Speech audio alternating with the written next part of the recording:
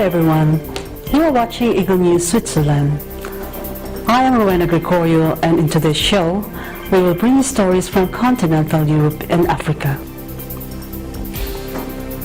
In today's headlines, Belgian bomb squads find explosives after Brussels scare. Tense Kenya awaits result for the election.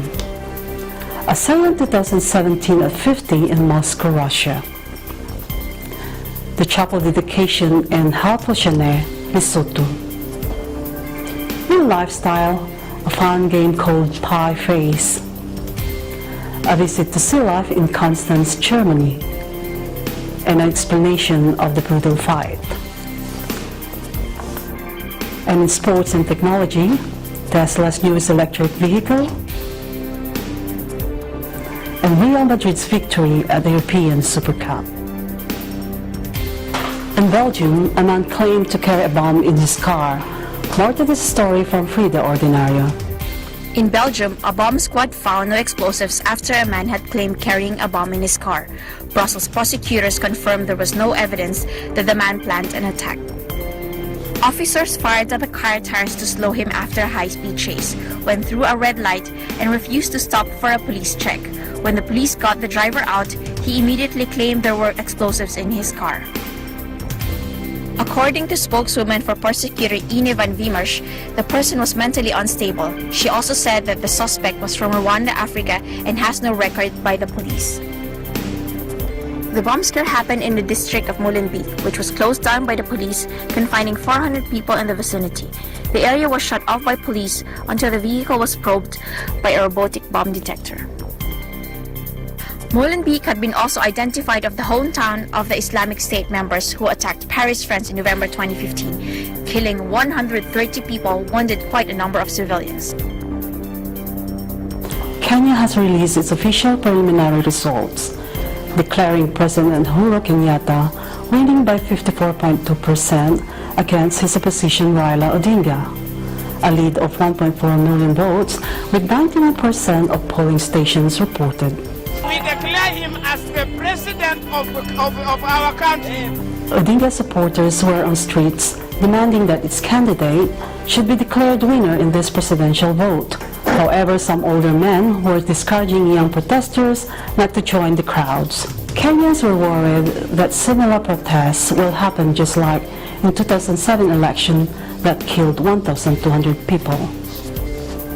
Opposition is claiming that the Election Commission's computer network had been hacked and that from confidential sources at the Election Commission itself showing that Odinga won just by under 300,000 votes. Senior official in the Election Commission dismissed, however, these claims. Despite these claims, international observers applauded how the election went, and European Union claimed that there were no signs of manipulations in the voting system. The U.S. State Department urges candidates to peacefully and patiently wait for official ballot results. In Russia, the ASEAN celebrates its 50th anniversary. Here is Lisa David with a report. The ASEAN 2017, on its 50th anniversary, was hosted by the Philippines, attended by the ambassadors and representatives of each country such as Russia, Singapore, Vietnam, Thailand, Myanmar, Malaysia, Laos, Cambodia, and Brunei, held in Philippine Embassy of Moscow, Russia. Partnering for change, engaging the world was the theme of ASEAN this year. This reflects the Philippine government's advocacy to promote unity with and among ASEAN member states and its global partners. The Philippine ambassador to Russian Federation, Mr. Carlos Soreta, welcomed the ambassadors representing the ASEAN member here in Moscow. He mentioned on his speech that once regional concerns made us focus inwards, today ASEAN forms the core vision of peace and prosperity beyond ASEAN and into the Asia-Pacific. ASEAN is the center of regional integration process. On the message of President Duterte on the 50th anniversary of ASEAN, he said, ASEAN has a compelling narrative of positive change that we can hold to the world. Our ASEAN way has allowed us to get what we are now and will take us farther forward as we strive to fully realize the shared growth of our people. Director Lyudmila Barbieva, the Director of 3rd Asian Department, Ministry of Foreign Affairs of the Russian Federation, said that this anniversary is an important milestone not only for the ASEAN but for the entire region. For 50 years of ASEAN has gone a long way from a non-formal organization of 5 countries to a very authoritative regional organization which unites Southeast Asia. Dr. Viktor Samsky, head of Moscow ASEAN Community, said on his speech that Moscow assures that universities will continue to do whatever they can to promote better knowledge and understanding between Russia and ASEAN. He speaks on the Moscow ASEAN Community Joint Project, essay writing competition. They are inviting young professionals and skilled anybody who is below the age of 35 here in Russia and ASEAN countries to contribute their essay on the subject of ASEAN at 50. The requirements of the essay writing can be found on the website of ASEAN Centers and Facebook page. The deadline of submission is on October 30. 3 best essays from ASEAN countries and from Russia can get free trip to Moscow and Jakarta respectively. They also promise to give souvenirs and prizes to all participants. On our interview with Professor Arkady Nekrasov, he appreciates the chairman of ASEAN 2017, the Philippines, and congratulates President Duterte. He further said that Russia is looking forward to have good relationship with the Philippines.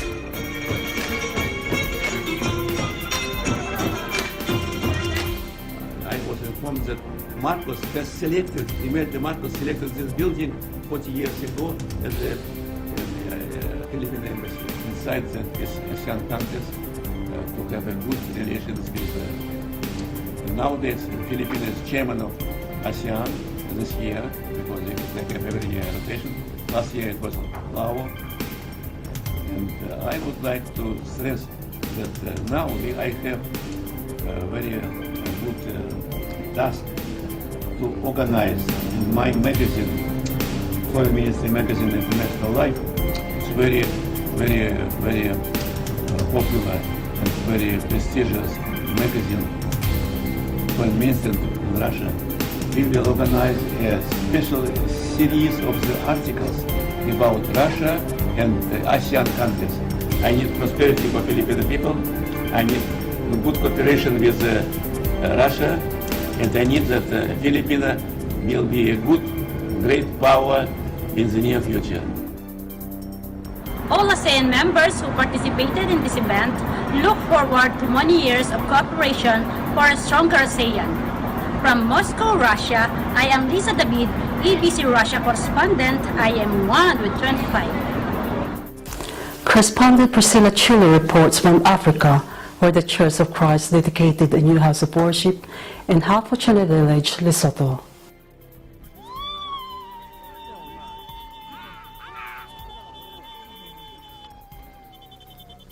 The welcoming committee has arrived, and villagers don their prized Basutu blankets, ceremonial garments reserved for special occasions.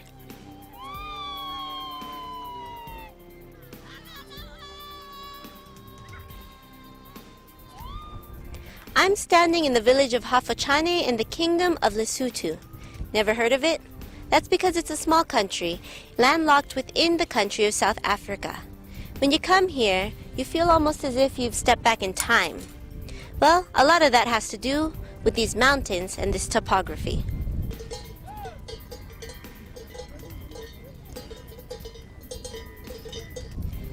You'll find no cell phones here, no TVs, no satellite dishes, no running water. Yet even here in this place that seems untouched by time and technology, yes, even here you'll find the Church of Christ, with a newly built house of worship being dedicated today. They are so happy and they are so grateful. They didn't expect such a beautiful chapel in their village, so that they're happy.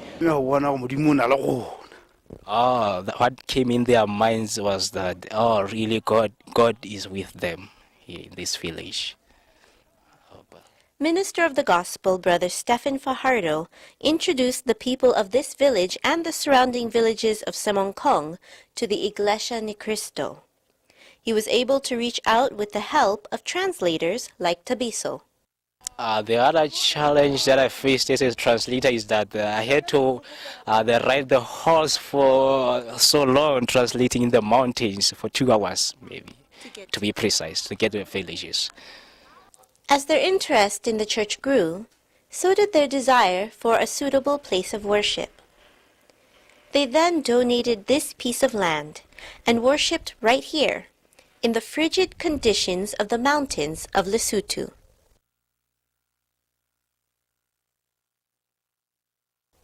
Yet they continued to make their way up from the valleys and down from the mountaintops, each day witnessing the chapel rise from the ground and toward the sky.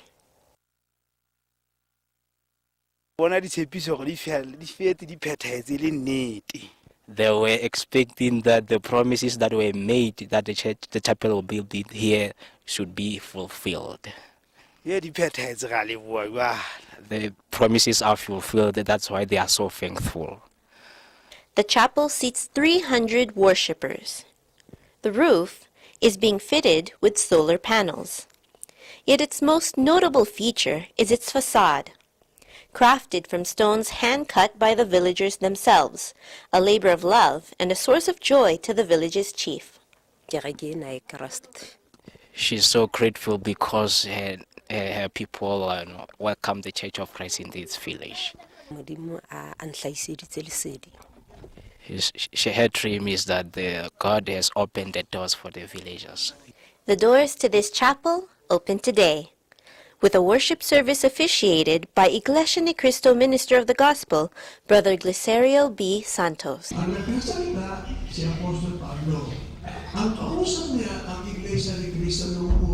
The reason why the Church of Christ have this kind of activity is first to help the people in their daily needs, but most especially the help for their souls. After the service, the brethren were served a light meal. They then received food parcels from the Felix Y. Manalo Foundation.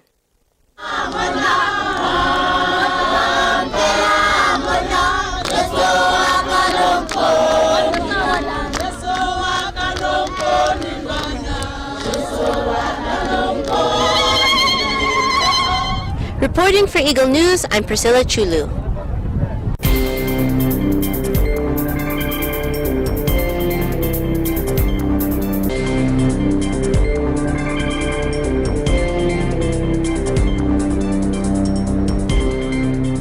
Hello, I'm Yvonne Thomas and welcome to our lifestyle segment. Today I'm bringing you stories from continental Europe.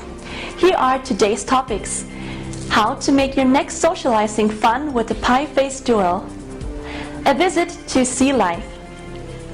A delicious culinary experience with a bottle fight.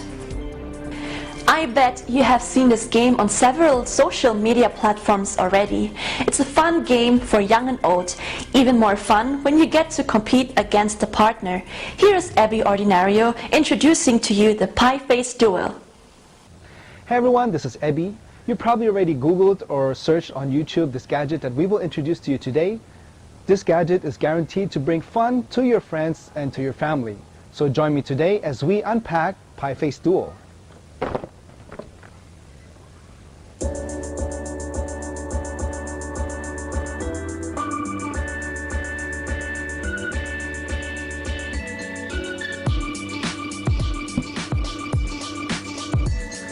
Assembling the pie-faced duel is fairly simple. The main body is already fully functional and only needs the catapult arm, chin support, and frames to be attached.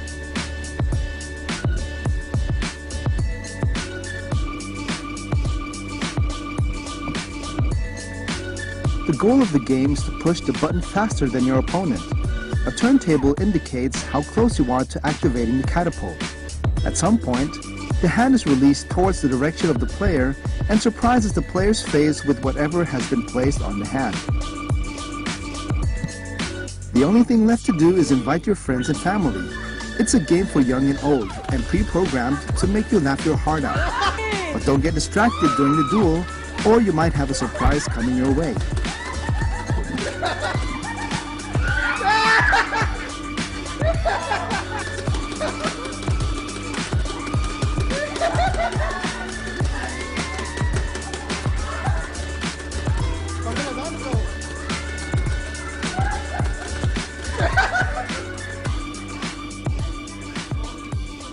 I've had a lot of fun with the pie-face duel. I hope you will have fun too. This is Ebi Ordinario, your correspondent here in Zurich, and I am 1 with 25.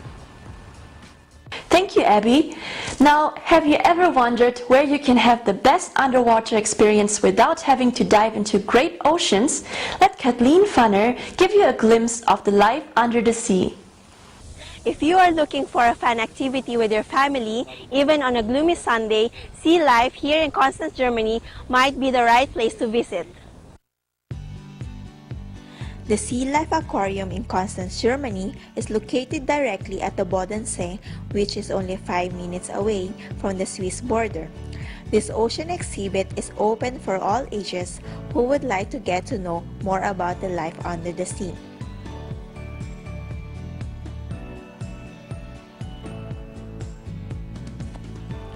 The aquarium is divided into 5 different environments. Visitors learn about the inhabitants of the Lake Constance, the Rotterdam harbor, and get to see the sharks and rays from the North Sea. Hungry piranhas await you in the rainforest environment, while the penguins from the cold Antarctic environment show their diving skills.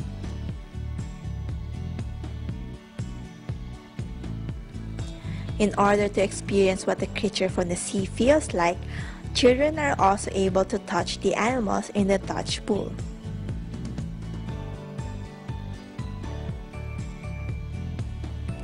A tour through the whole aquarium could take up to 2 hours if you would like to observe everything about the animals in detail.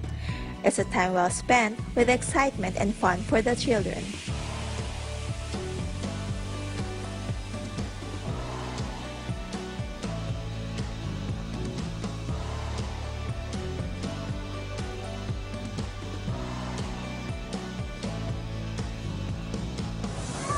I hope I was able to brighten up your day with a visit here in Sea Life. I'm Kathleen Panner. I'm 1 with 25. That was a lot of fun. Thanks, Kathleen.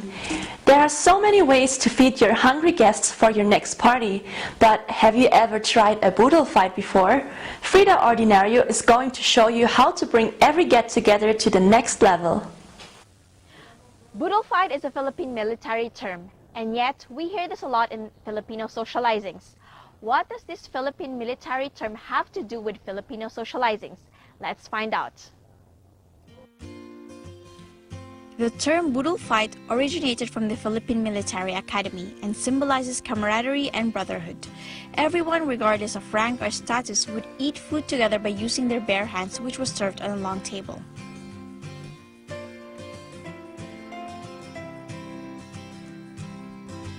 The term boodle is a word used by cadets which means food, whereas the fight refers to the act of grabbing and eating as much as you can before the food runs out. Today, a boodle fight has become a Filipino traditional way of eating, which is enjoyed by many Filipino households. Food is prepared on a long table on top of banana leaves, which include rice, lumpia, grilled meat, vegetables, and anything else your heart desires.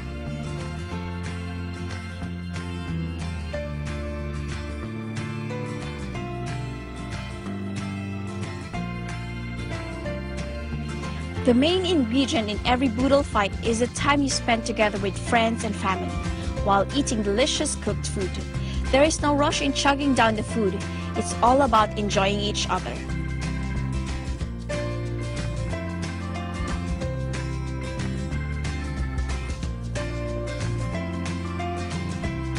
From the Budel fight here in Gosa, Switzerland, I am Frida Ordinario and I am 1 with 25.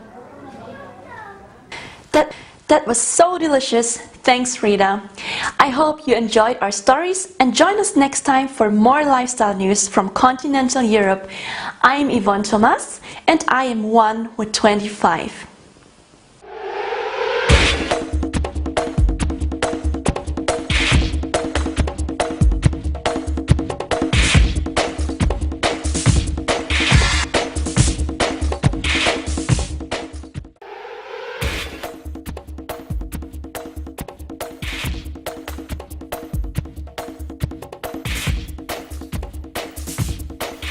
Hi, I'm Kyle Macalino bringing you sports and technology news.